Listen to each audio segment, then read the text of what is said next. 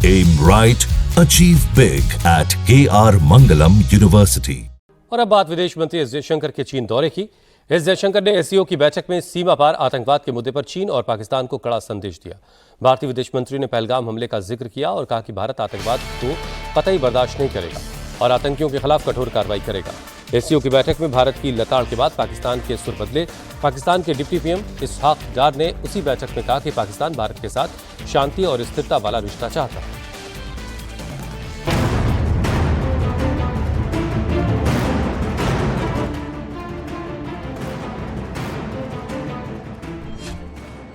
SCO summit में जयशंकर की पाकिस्तान को लताड़।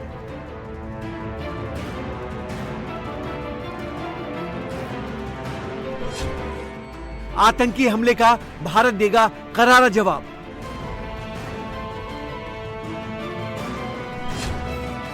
भारत के कड़े संदेश से बदले पाकिस्तान के सुर।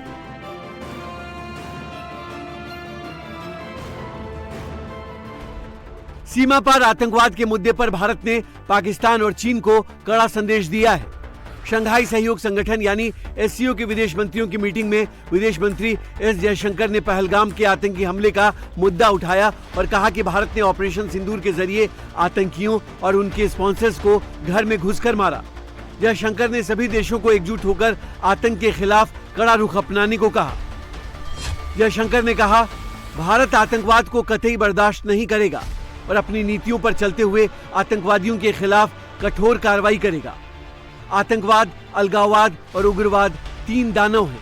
एससीओ के गठन का एक महत्वपूर्ण मकसद आतंकवाद, अलगाववाद और उग्रवाद से निपटना भी था, लेकिन पहलगाम के आतंकी हमले ने दिखा दिया है कि आतंकवाद का खतरा बना हुआ है।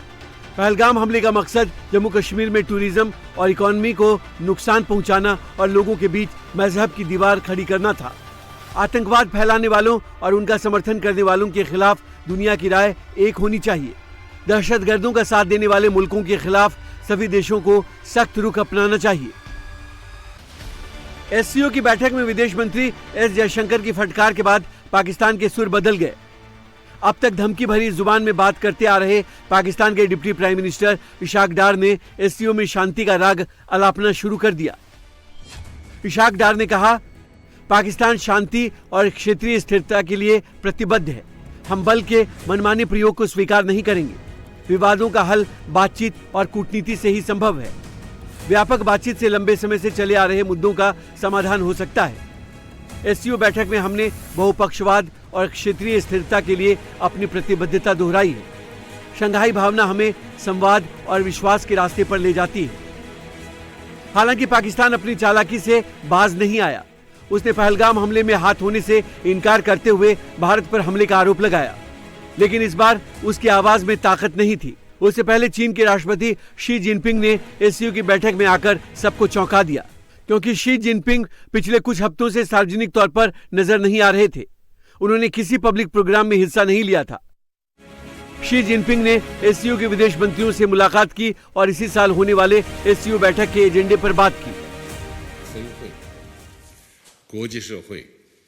इस साल जापान की साम्राज्यवादी ताकत के खिलाफ चीन की जीत के 80 साल पूरे हो गए हैं। इस ऐतिहासिक मौके पर तियानजिन में शंघाई सहयोग संगठन का शिखर सम्मेलन होगा। इस सम्मेलन पर पूरी दुनिया की नजर होगी। दुनिया को ये उम्मीद है कि एससीओ पूरे विश्व में शांति और विकास को बढ़ावा देने में सक्रिय भूमिका अदा करेगा। मैं तियानजिन में एससीओ के तमाम नेताओं से मुलाकात का इंतजार कर रहा हूं, जिसमें हम एससीओ की विकास की योजनाओं पर चर्चा करेंगे। इन सभी नेताओं का उस ऐतिहासिक जीत के जश्न की 80वीं सालगिरह में भी स्वागत होगा, जिसमें चीन की जनता ने जापान की फांसीवादी सरकार के खिलाफ जीत हासिल की थी। चीनी राष्ट्रपति से भारत के विदेश मंत्री एस जयशंकर ने भी मुलाकात की और दोनों देशों के द्विपक्षीय संबंधों में हाल में हुई प्रगति के बारे में बताया। एक और विदेश मंत्री एस जयशंकर ने एससीओ के मंच पर पाकिस्तान की धुलाई की और चीन से खरी खरी बात की, लेकिन कांग्रेस ने विदेश मंत्री के चीन दौरे को लेकर निशाना साधा। लोकसभा में नेता प्रतिपक्ष राहुल गांधी ने सोशल मीडिया प्लेटफॉर्म एक्स पर लिखा कि विदेश मंत्री अब भारत की विदेश नीति को बर्बाद करने के मकसद से एक पूरी तरह से सर्कस चला रहे हैं। जिस समय 28 निर्दोष लोगों की निर्मम हत्या कर आतंकी फरार हैं, एक भी आतंकी पकड़ा नहीं गया है। जिस समय इस देश की सेना के उपाध्यक्ष जो हैं lieutenant general Rahul R Singh खुलकर कह रहे हैं कि हम पाकिस्तान से नहीं, हम तो पाकिस्तान और चीन से लड़ रहे थे। चीन ने हथियार दिए पाकिस्तान को, चीन ने उनको नेटवर्क बेस्ड प्लेटफॉर्म दिया, चीन ने उनको रियल टाइम इंटेलिजेंस दी। उस टाइम पर विदेश मंत्री चीन जाकर क्या गलबैयां कर रहे हैं, क्या लप्पो झप्पो कर रहे हैं? मतलब वहां जाकर वो कह रहे हैं हमारे रिश्ते सामान्य हैं। ये सामान्य रिश्ते होते हैं कि आपके दुश्मन देश के साथ चीन खड़ा हुआ था, आपकी मदद नहीं करी, आपके दुश्मन देश की मदद करी, जिसके चलते आपके 28 लोग शहीद हुए। चीन आपके रेयर अर्थ मिनरल्स, आपकी टनल बोरिंग मशीन्स, आपके स्पेशल फर्टिलाइजर्स का निर्यात रोक रहा है और आप कह रहे हैं हमारे रिश्ते सामान्य हैं। कांग्रेस मानसून सत्र की तैयारी में लगी है और सरकार को घेरने का कोई मौका छोड़ना नहीं चाहती।